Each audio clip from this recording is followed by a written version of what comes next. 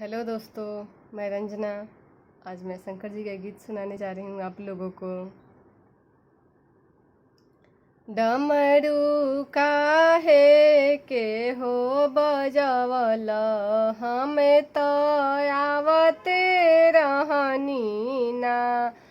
डमरू काहे के हो बजवल, हम तो आवते रहनी ना।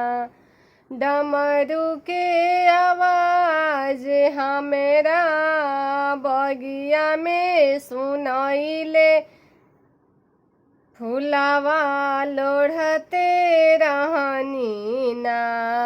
डमरू काहे के हो बजवल, हम तो आवते रहनी ना।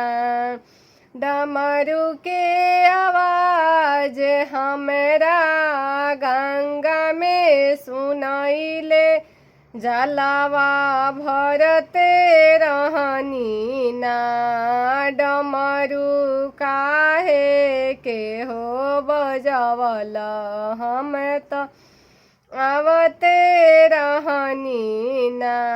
डमरू के आवाज हमेरा मंदिर में सुनाइले, पूजावा करते रहनी ना। डमरू काहे के हो बजवल, हमें तो आवते रहनी ना।